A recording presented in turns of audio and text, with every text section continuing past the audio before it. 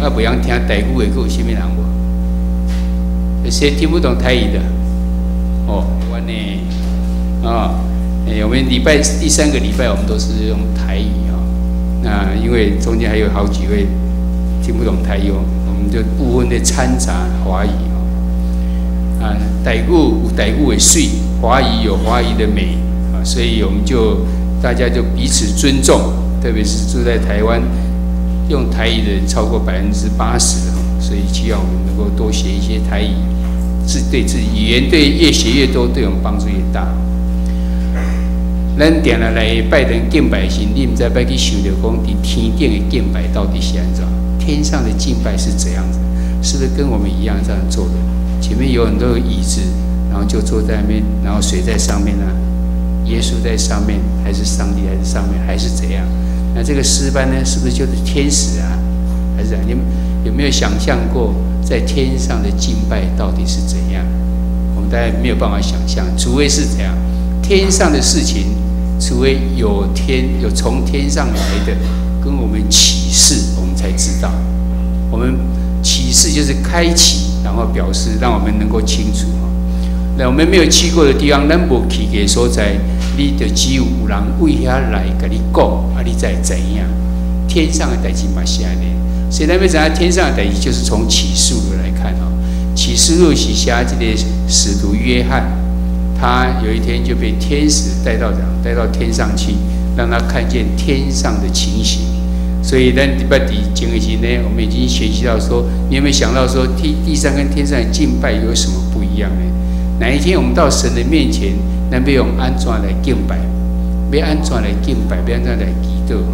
咱来当愈早怎样？咱伫地面上，咱来当用天顶的方式来敬拜虽然我们还没到天上，但是我们在地上的时候，也可以用天上的方式来敬拜，那是最虔诚的敬拜所以这个议题呢，我们用4个礼拜呢在这里学习我们第一个学习用情理香炉的侍奉。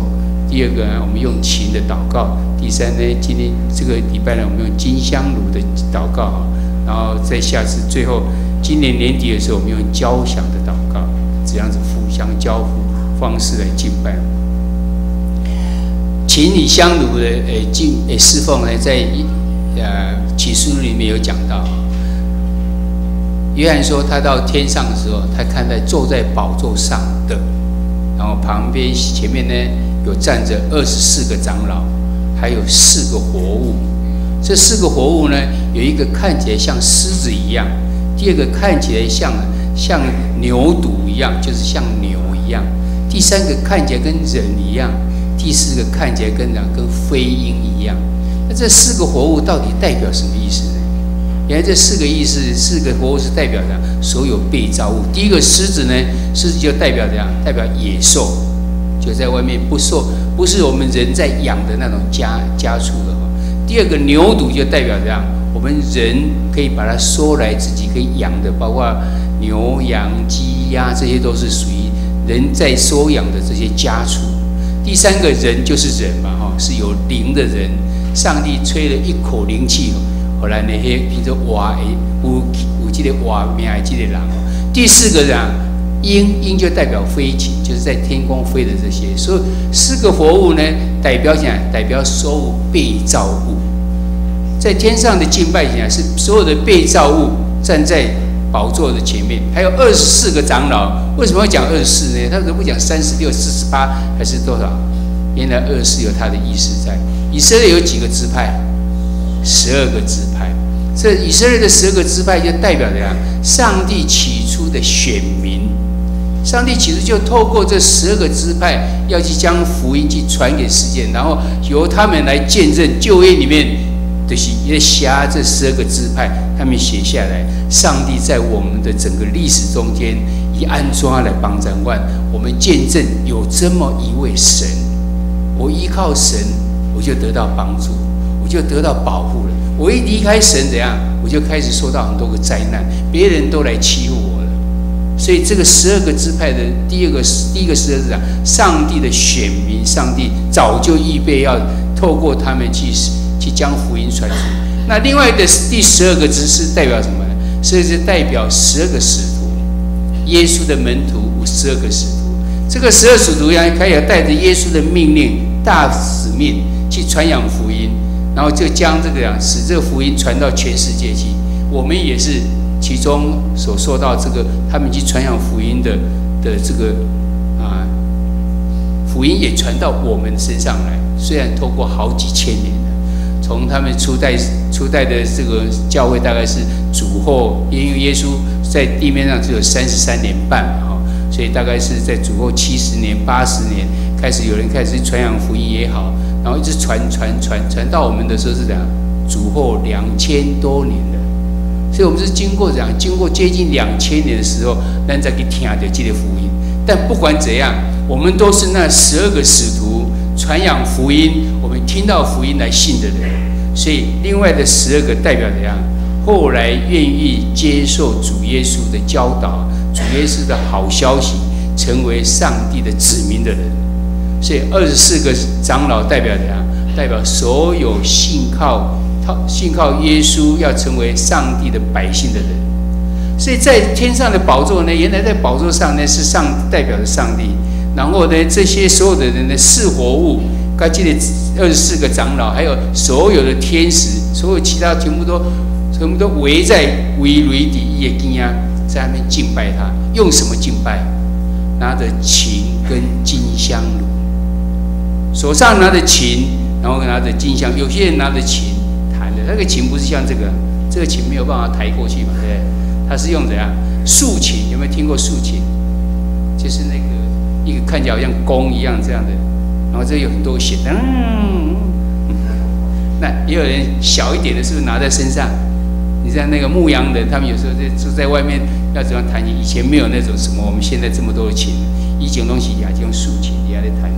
那时候琴的也好，是24个长老，还有这些四活物，他们有的人拿着琴，有的人拿着金香炉在敬拜。所以我们有讲到那个琴的祷告是代表怎样？他们是用颂赞的方式，用颂赞的方式来敬拜。金香炉呢，这就是今天我们要所讲的金香炉的敬拜到底是怎样啊？所以呢，上礼拜我复习一下，就是上次我们讲的琴的这种祈祷模式一样，全心投靠，坚定颂扬。因为怎样？因为他有坚定的信心，他知道他的神。我们所知道，我们所亲近神当然是知道，否则他就不叫做神。所以神一定知道我们的。他既然知道我们的话呢，我们不必要跟他讲都没有关系，我们就颂赞他，说神啊，你真的是这样，你真的是伟大的神，你有权柄，你是美善的神，你是信实的神，你是我们的靠山等等。你用这样颂赞方式呢来祷告的时候呢，神自然知道你要依靠他，神就会帮助你。这是一种颂赞的方式来祷告。那我们讲到今天的金香炉到底是怎样呢？原来摩西呢，他在沙漠的时候要敬拜上帝，怎么样敬拜？沙漠都一样，不可能造房子啊，不可能造这种跟教会一样有礼拜堂啊，所以他们造的一个会幕。会幕就是用那个动物的皮所建的这种，就跟我们帐篷一样那种方式。但是呢，那个帐篷一定有它的规格，等一下我们有些图可以看。上帝呢就要这个摩西造这个会幕之后，里面有一样东西，就是香坛，有摆着一个香坛，而这香坛摆的位置呢，是要进到约柜的前面，要进到一个施恩宝座前的前面。等一下我们从图可以看到哈。那而且还规定得很清楚，这个香坛呢要怎么建呢？长是一肘，肘的意思就是讲这个神，我们的手这样的，这个叫一肘，就是只有这么宽而已哈。长宽各一肘，然后高是2肘。以前那不会用几公尺啊、几公分啊，他们还没有规定这样，所以他们就用人的手来看哈。一肘就是多大那样，然后还用金把它包起来哈，然后四角呢还用这个金上的这个金的这个亚边哈。那大祭司呢早晚他们要点灯，点灯完的时候呢，还要在这个坛上面要烧香，而这个香呢就是原来一个坛，然后有火，然后上面摆香上去。那个香呢，它的制作方法呢记载在出埃及记30章的这个样讲，哇，那个很复杂的做法，而且里面这些东西都非常珍贵的东西，去做那个香出来。香有什么用？因为香它有香味起来会振奋人的心，会让你觉得精神很好。这样起来，看你用的哪一种是用哪一种材料，用下面材料的哦。这记载你记得出来给说在我们教会呢，在2005年，也就是这样，我们在7年前的时候呢，我们上过一个课，叫做敬拜人生。敬拜人生里面有提到旧约他怎么敬拜，我用这个图给你们看哦。那时候有看到怎样，他讲会幕，造了会幕，这是2005年9月25号我们在这边讲道的时候所讲的。原来那个会幕呢，从外面从东边进来，东边的门进去，第一个先看到有祭坛，还有这样，还有洗濯盆，然后才进到这样，进到圣所里面去。所以圣所里面有怎样，有陈设饼，有金灯台，有金香坛。刚才在讲就是金香坛，它摆在怎样？黑的至圣所的外靠，然后它被进到至圣所。至圣所里面有怎样？有约柜，还有施恩宝座。以犹太人他们的想法就是，上帝就住在那个地方，住在至圣所的地方，所以那个是非常怎样？非常荣耀的地方。别人不能进去，只有一个人可以进去，一人叫做大祭司。而且1年只能进去1次而已，别人都不能进去。那万一他是进，而且他进去多久会出来，我们不知道，因为上帝的灵感动他，他进去带着世人的罪去进到至圣所里面去，然后等到时间到，他自然就会出来。万一他在里面死掉怎么办？没有人可以进去啊，所以他们要进去的时候，这个脚要绑一条线，绑到外面来。万一他死后，用这个线把它拉出来，这是他们的习惯哦。但现在已经没有这个事情了。但以前的记载就是像这样。我们用图来看哦，这是从上视图看下去啊。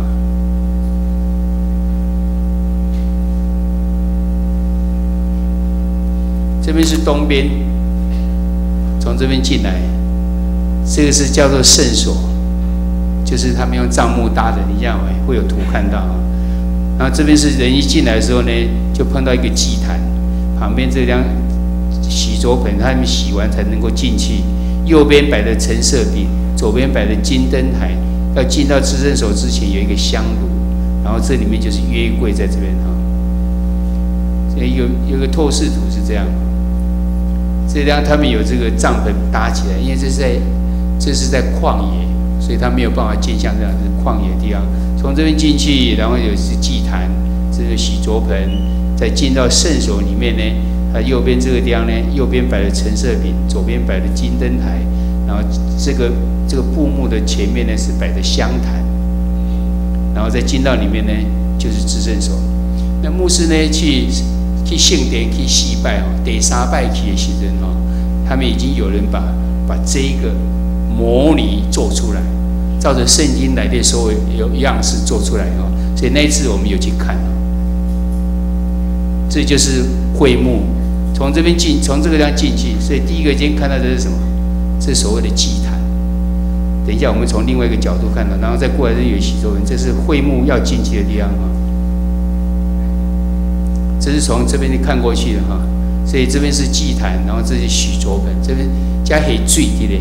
所以所有的人要入去内底，拢爱洗手洗脚，才当入去内底。好，我们看进去哈，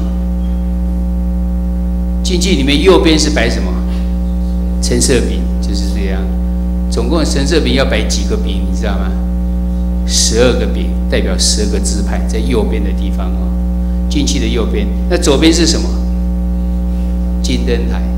金灯台里面有几个？7个，因为7是什么？7是完整数哈，所以那个以色列他们常常有那种记号哈，有个灯在中间这样，然后旁边有3个，所以总共是7个哈。这就是他们的金灯台哈。金灯台一个在右边，一个在左边，要进去里面就是这样，这边就是至圣所，所以前面有一个什么东西？香坛。哦，刚才在看这个就是香坛，这左右各多少？长跟宽各多长？1肘，只有一只怎样？一个手的这种宽度而已哈。它那边要进，然后呢旁边这个都是这些东西讲，就是要抬着要用的哈。在进去的时候就是至圣所，至圣所里面有什么？有约柜，还有基路伯，基路伯就长得像这样的。我们没有这种动物，但是神的约柜上在保护着，他们两个翅膀是相接的这样啊。下面就是什么？这下面这个好像不太清楚，这个荧幕很清楚啊。这个地方就是就是约柜，约柜里面有什么东西？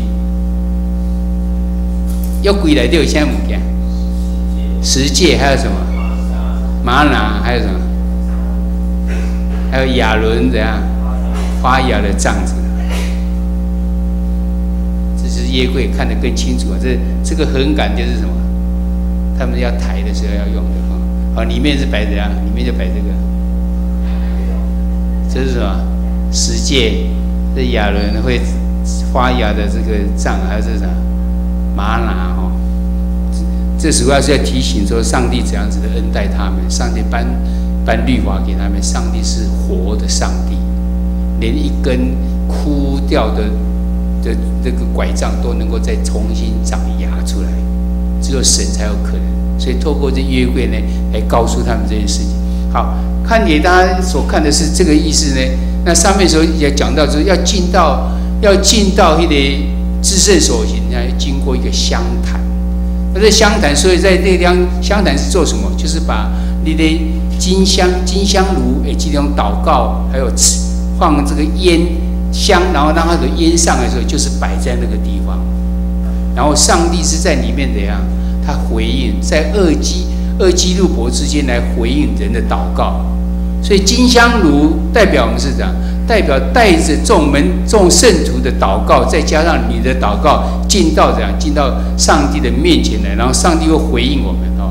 建造会幕的时候呢，我们没有看到有金香炉这3个字。金香炉这个字呢是尾仔先才看到，头前先刚才看到香坛呢，有香坛在那个地方哦。那后来才见到，所以显然这个金香炉是怎样？是要装着那个香，然后摆在这个坛上面的一个东西。所以使徒们、天使24个长老给天使呢，他们才能够拿着那个东西去敬拜神哦。这是咱看到这个有关在天上的香坛跟这个香炉的这种关系这里哦。好，接下去我们看呢。那这个香炉呢，金香炉里面装的这个香坛呢，它代表什么意思呢？原来在启示录第5章第8节讲呢，使徒约翰呢，他在宝座前看着4活物跟24个长老俯伏底去羔羊，被杀的羔羊就代表耶稣哈，他是为我们来丧失他的生命的哈。他们就拿着琴跟怎样盛着香的金炉，而接下来解释说怎样。这个香就是众圣徒的祷告。原来我们在地面上祷告这些东西，借着这个香飘到怎样，飘到天上去，神就借着这样子去领受到我们的祷告是什么？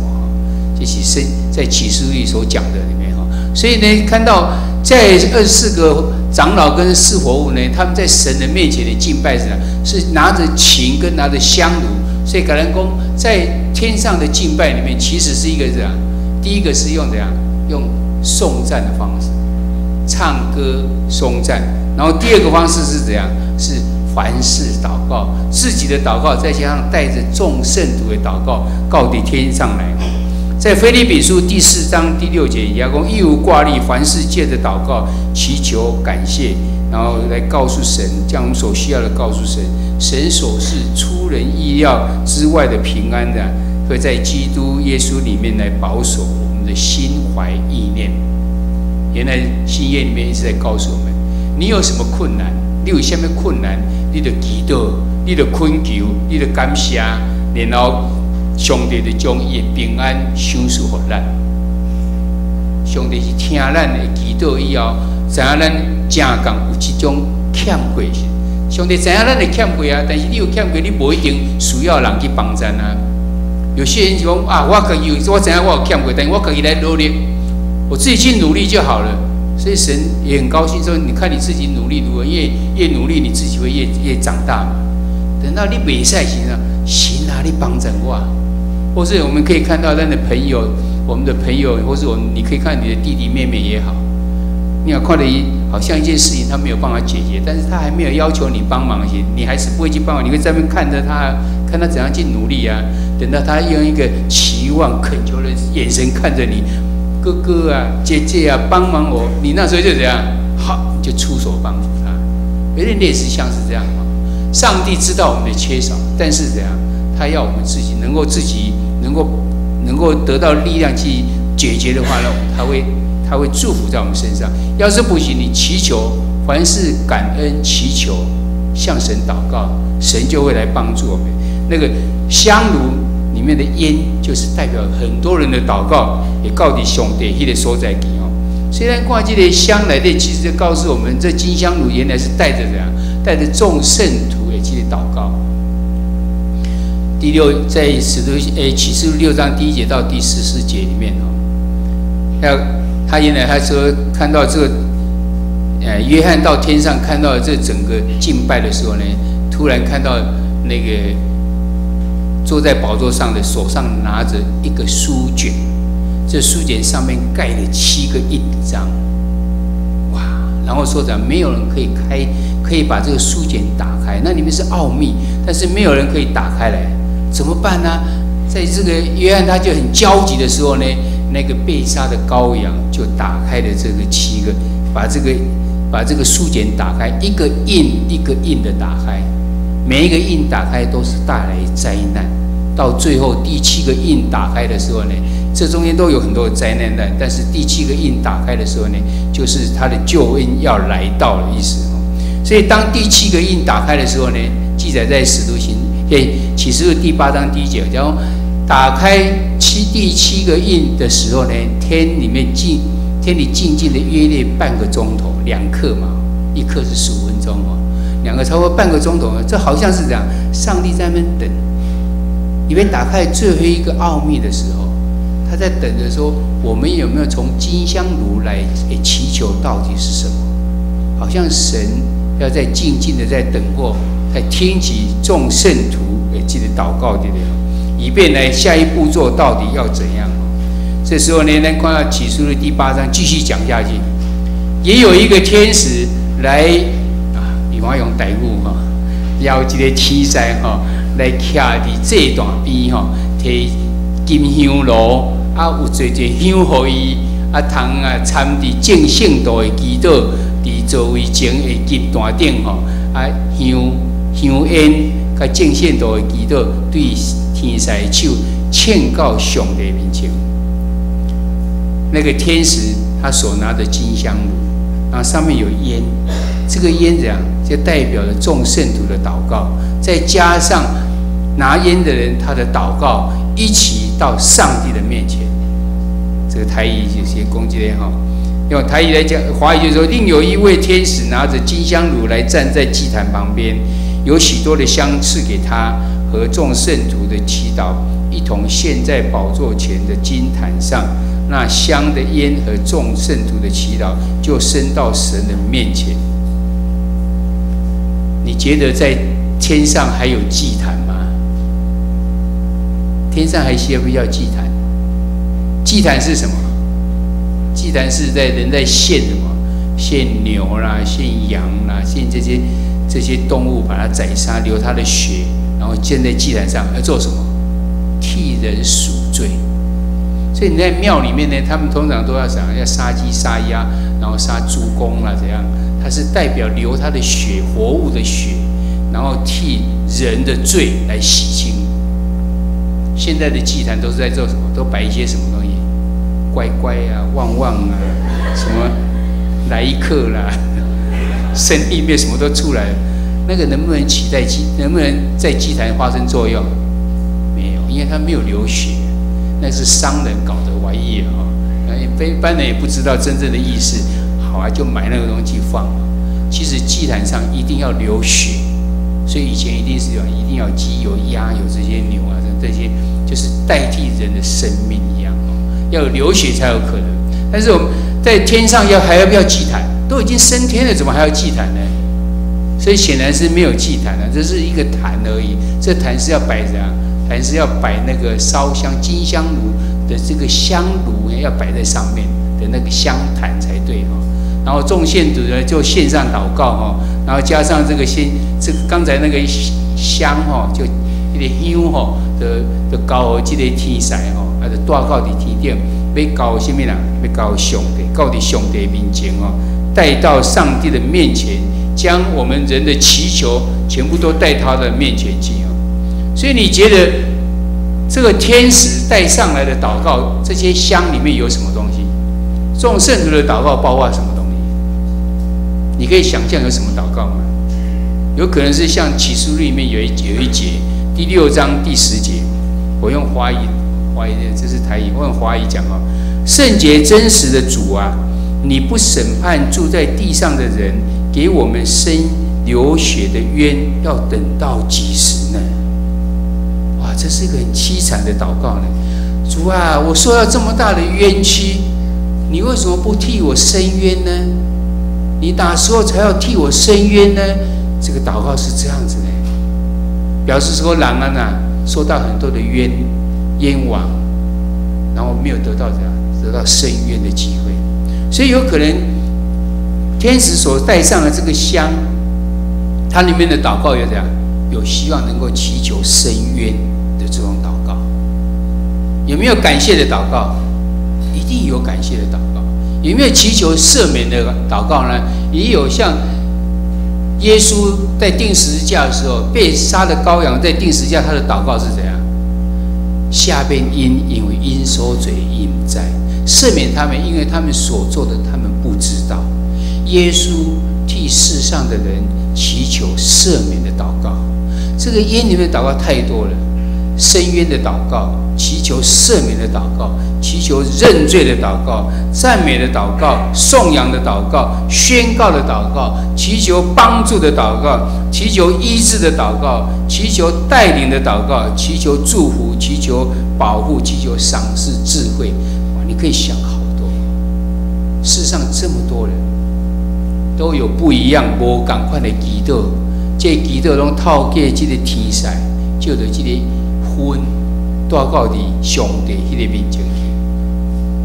这祷告非常的多，所以金香炉里面的祷告呢，包括所有众圣徒他的祷告带到底，上帝听了会怎么样呢？会不会回应？今天的经节也在继续告诉我们，在第8章第5节，华语这样讲哈：天使拿着香炉，盛满的香倒在地上，地上就有雷轰、大声、闪电、地震。这代表怎样？你有什么物件能够动到我们的山呢？你觉得有谁有能力去动山？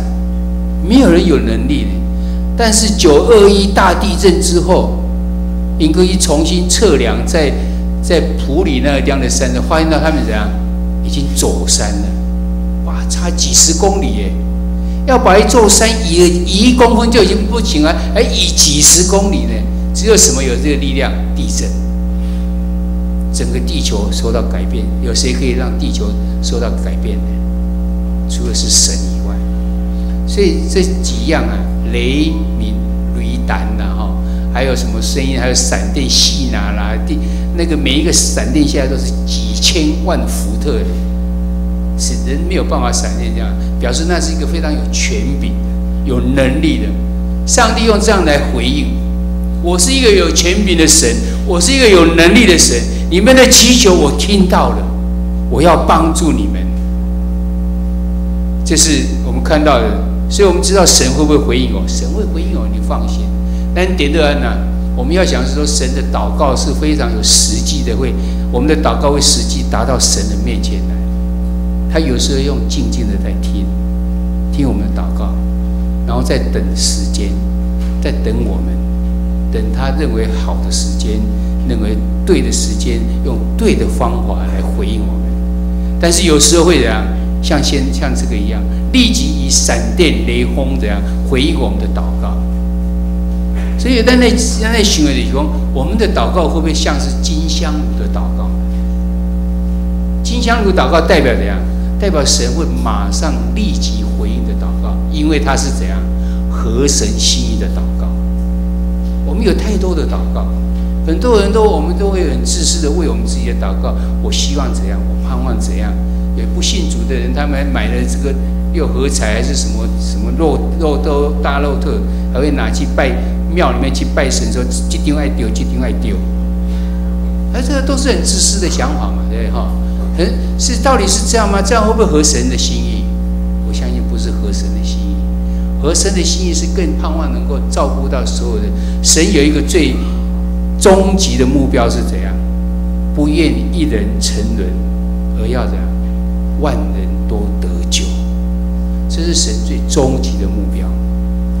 我们要这么多的事情，这么事工在做，这样传福音，在做什么东西？敬拜、赞美、敬拜都好，都是为了要怎样？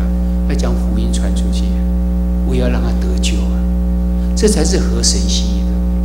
那你要成为金香炉的祷告，就是说我们能不能合神心意的金香炉的侍奉？假立誓的时候，你就不用怕的呀，不用怕不会成就。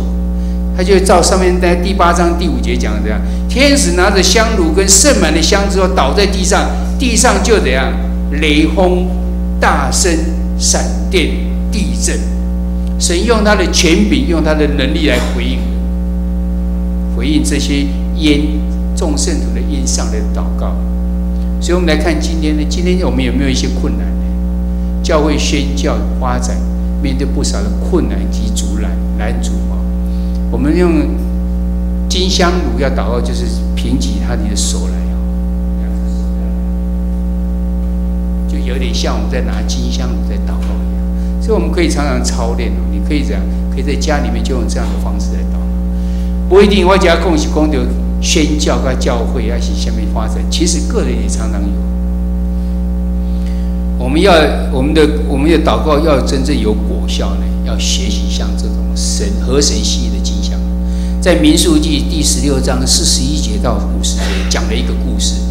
民数记16章讲一个故事，讲摩西带以色列人他们出埃及的时候呢，那因为所有的上帝呢，要把以色列人恭维呢，从来不向以色列人讲话，他都向谁讲？他向摩西讲。一大堆人在，我就是向摩西讲，摩西才告诉这些人。上帝从来没有借用别人，只有借着摩西讲话，所以有些人不服气。上帝就选了怎样？选了有这个祭司，就是亚伦他们的子孙就成为祭司的祖先。然后另外就选了一批人，祭司实际就是从这批人出来，叫利未人。利未人是12个支派里面的一组派。上帝希望这一个组里面的人呢，都成为在会幕来的侍奉的人。用现在的话来讲，就是我们长老执事啊，或是敬拜赞美团的这些，他们有这个身份，他在前面带领着大家来唱歌、来敬拜神，那我们都是来参与的而已。里面有一个人叫做可拉，在利未人有一个可拉，他还有另外的同伴叫做大丹，还有什么亚希兰，这几个人呢，竟然就是非常不服气，去找摩西说：“摩西啊，我们也是这样，我们也是成圣的人啊，上帝也是我们的上帝啊，难道你真的是这样？只有你可以跟上帝讲话吗？我们都不行吗？”讲台语，我刚袂用教，你在听有快。所以，刚才你也使，我袂使教。终于想到这是牧师在讲的。好，摩西怎么样？摩西没有告诉他，我丢的是我的，当然没有这样，没有。摩西非常谦卑说：“好，那明天呢，请你们带着你们的金香炉来，我们到神的面前来，看神愿意选上谁就是谁，这很合理嘛？哈，让神来决定嘛，是神要选的，又不是我要选的啊。好，然后隔天他们去的时候呢，只有这个可拉去，其他那2个人竟然就不去。摩西又派人去找，你们也来呀、不是要来吗？你公公呐，我才不愿意耶！你把我们带到沙漠来，怎么要杀死我们？然后讲了非常负面的话就对了。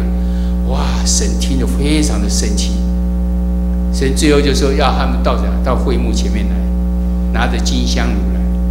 然后呢，在那之前的时候呢，神就告诉这个摩西说：“你不要拦阻我哦，我要击杀这些人，因为这些人太可恶了。那摩西说不要啦，不要这样子啦，你还是用你的方式，能够让他们知道你的旨意是怎样。但是神呢，非常的生气呢，神告诉摩西说，我要击杀可拉他们这一群人。所以摩西呢，就带着这些很多人到可拉他住的那个帐篷那个地方，然后告诉他们旁边人说，你们假如要跟可拉他们在一起，你就跟他讲，没有的话，你赶快离开这个地方，因为神要降灾在他们身上。然后说怎样？神今天要是让可拉像我们所认识的那种已经会死掉的方式死的话，那就不是神了，没有什么特别嘛。今天神要很特别的方式让他们死掉，你们就知道那个神是真的神。结果是怎样？地打开，地裂开，裂了一个大缝隙，怎样？可拉所有的人全部掉下去，包括他们家族、子女、牛羊、财产，什么都掉到这个地里面去，然后这样地再关起来，所以那些人就不见了。神用这样的方式证明说怎样，他是真的神，而他选的是摩西，而不是这些人。哇！隔天大家都吓死了，跑走了。但是隔天他们越想越不对，竟然又来找摩西，说你怎么可以这样害死我们的同伴呢？神更生气了，说这些人怎么不受到教训，竟然不能学到教训呢？又告诉摩西说：“摩西，你赶快离开，我要将这些人瞬间将他们杀死。”摩西知道上帝真的生气了，赶快跟亚伦讲怎样？你赶快到拿你的金香炉到那个会幕里面去，拿你的点上火，拿上烟那个香哈，然后赶快到这边来，因为神要击杀他们的。果然，亚伦跑回去，再跑回来的时候，已经死多少人，你知道吗？14700人。怎么让他死掉？瘟疫。上帝用瘟疫将这些悖逆的百姓让他死掉。摩西叫他赶快，你拿那个香，趁着香的这个香炉怎样，站在这些死掉的人跟活人之间站着，要把它挡住。果然，在圣经里面的记载呢，亚伦跑到那样站住之后，怎样，瘟疫就停止了，就这样分开来，这边是活人，这边是死人。那个金香炉有这样大的作用，因为它是合神心意的东西，它带着世人合神心意的祷告会到那个地方。这是在民数记，你可以回去慢慢看，民数记16章41节到50节讲的这个事情，总共有14700人瞬间就被死掉，还好那个金香炉赶快拿来，才没有这些事情发生。其实祷告真的很有果效，现在有很多人就这样已经有体验过。我家讲几个例子给您听。疾风烈火，疾风烈火的作者是辛杰米牧师，他在 Brooklyn 纽约 Brooklyn 的一个教会，他在牧会，他后来成为大家看他的书就很感动，但是他有一个心里面的痛，因为他的女儿这样，他在传福音，他女儿竟然是这样。在外面成为叛逆的人，完全是不是基督徒的样式，做出来都是很不好的样子，吸毒啦，这样一大堆。但是心痛，他心痛又不能怎么去讲，他不能有办法告诉他们的百姓，他们这些会友们。但是他总有感动，说不行，我一定要将我女儿的情形告诉我们所有的会友，大家一起为她祷告。这种感动非常的强。所以有点祷告会的时候，他就只好像所有的会长讲说，很悲伤的这样告诉他们说，我女儿需要大家一起来祷告，因为我相信她一定是在灵里面有很大的征战。哇！他就告诉那天，他就告诉这些会友这事情，大家一起祷告，一起来为他祷告。隔天，他女儿回来，他女儿回来第一句要问他爸说，昨天晚上8点的时候，有谁在为我祷告吗？他就告诉他爸，原来他那时候他正想自杀，突然就有一个灵来使他的心里面突然张开，看见神是爱他的，有这么多人在为他祷告，你不应该丧失你的生命。就在那个时间，完全他辛杰米这个牧师不知道他女儿在哪里，他只是觉得说他需要发动大家一起为他祷告，他就在祷告会中，大家迫切为他祷告。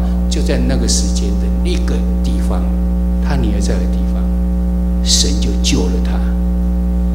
祷告力量真的非常的大，只是你有没有像能够做这个祷告，像金香那个祷告一样？曾经还有人做了一个试验，他们准备要去传扬福音，要去找人来参加布道会。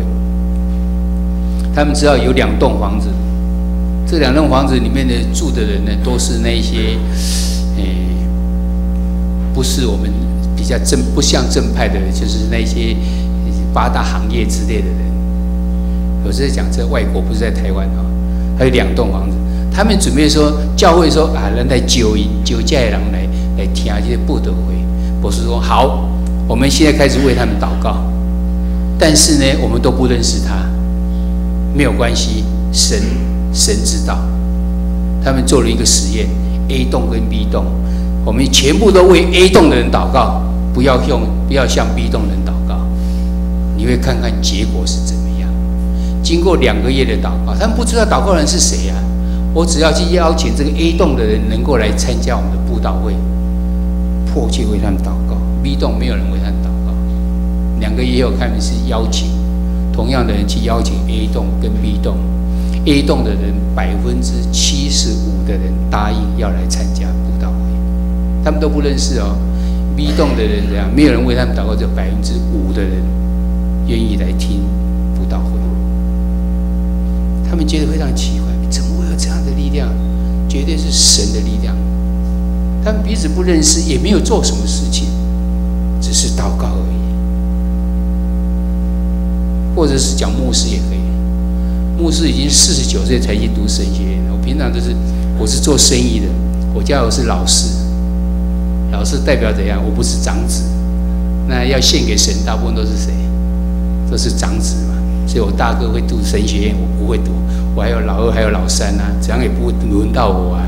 所以我就做我的生意啊。我是电子工程师，我做电子计算机，我做电子英汉字典。你们都太小，所以我做出来的产品你都没有办法用到，很可惜啊。叫丹尼尔电子英汉字典，就是我做的。前几次还送给大家，那就是我做的。那我想，怎么样也不会我去念神学院啊。我爸妈去世9年之后，我竟然去读神学院，我想不通。人家问我说你怎么会去念神学院？我就开始想啊，理由啊一大堆。我问我太太，我太太说很好啊。那这也是理由之一。为什么？这个牧师跟我讲，你怎么不去念神？这也是浮躁，这也是理由之一。就是都很多理由想想这，最后我才发现到最大原因是怎样？我妈妈为我祷告了几10年了。我妈后来才告诉我，有人为你祷告，成为金香炉的祷告，它的力量是非常的大。这个礼拜我们去做了圣洁洁净礼拜，我们做了2间。圣洁礼拜就是讲，就他家里面的那些偶像啊，把它清除掉，那是用属灵的征战的。家里面我们讲说，它是用木刻的一个偶像，对不对？不管是天公啊，或者妈祖，还有下面玉皇大帝，现在你看它是一个用木头刻起来，你觉得它有没有能力？有没有能力？本身即尊无啦。但是你邀请这个，假定这个你把它当成是妈祖好了，观音菩萨好了，然后你邀请当作观音菩萨，然后你就拜他。黑暗的势力知道吗？当然知道啊，所以他就不是这个姿势，他借着这一次怎样来掌管你的心思。所以你要将它除掉的时候，是不是一种征战？是征战呢，灵界里面的征战。所以我们这个礼拜呢，我们有很多个长老都现在在里面做了一些做了长期的祷告，然后这样牧师禁食祷告，然后去做这个事情。我要讲的不是说我们在这个过程，我要讲的是说，请我们去除掉的那一个人，在1年前的时候还讲说，你要救我啊哪要讲福音哦，要讲耶稣的事情，你就不要找我。他是非常反对的，但是现在他请我们去把它除掉，除掉以后呢，我们去除的时候，他桌上摆了一本圣经，他那个是大字版哦，一页就是 A4 的啦，打开就是这么2张这么大的。他真的翻到《列王纪》，我问他说：“你是挑着看还是怎样？”他说：“没有，从创世纪开始看，看到《列王纪》，每天早上4点起来看。”然后那一本看多久？看2个礼拜而已，才已经看到这样1/4了。以前是怎样？卖要给他讲，要他讲耶稣基督卖来，我不欢迎你来。现在怎样？请我们去把他的偶像除掉，开始读圣经，开始认真，因为他的子孙为他祷告，还有认识他的兄弟姐妹们又为他祷告。真的是好多这样，太多这种见证可以告诉我们：当你的祷告成为金香炉的祷告，合神心意的祷告，就像那些在天上24个使徒是活物，在看到那个宝座上被杀的羔羊面前跪下去，拿着琴跟金香炉祷告的时候呢，神就怎样让他发生地震。让他开始有这样雷声出来，让他有闪电出来。神用权柄跟能力来回复你，你的祷告就要成就了。祷告真的有效。我们在学习琴，就是颂赞的方式；金香炉就是代求的方式。我们带着众人的祷告，合神心意的祷告，加上我们自己合神的心意的祷告的时候呢，这些都要成就。我们可以回去用这样子的操练。你像拿着金香炉一样，你跪下来趴着，你用这种方式，就是将你的祷告带到神面前。当你祷告的时候，你可以这样子的宣告：那你记得劝告上帝面前。华语讲说的，我们的祷告已升到神面前了，并且我们相信的神会用权柄跟能力来回应我们。这个礼拜有小组，但是你们很少参加小组，我在这里就不讲这一部分了。唔茫讲咱会当今仔来学习，以天顶的敬拜是安怎？你正讲去面对着被杀的羔羊的神，主耶稣跟宝座上，我们大家都看不清楚宝座是什么，因为他是上帝，没有人看得到他什么，因为他是灵啊。在那时候，你只有用虔诚的方式到他面前，拿着琴，拿着金香炉，在他面前匍匐敬拜。诚心的将你的所有献到他的面前，还不只是你的，包括众圣徒的祈求，都带到神的面前来。神用权柄、能力要来回应你。你可以回去好好的操练，你将你所需要的带到神面前，但是不要忘了有情的祷告，因为神是配得我们去赞赏他的。你用神赞扬的方式到神的面前啊，神就知道你真的认识他了，你知道他的权柄在什么地方，他自然就会帮助你。愿神祝福在我们每个人身上，咱当心来祈祷。主必听到的阿爸阿爸上帝，我今日在这来学习，要安怎有这个金香炉的祈祷，这就是一个合伫主心意，伫遐为着人代求，带着正圣道的这种祈祷，到伫主你的面前来。相信我们若有这金香炉祈祷，我若有这琴的祈祷，因为是一个恶乐，或者是代求的这种祈祷，到伫主你的面前。主阮，你知阮逐人欠费是甚物？你看见阮的这种天性，你看见阮的刻薄，主你就来帮助阮。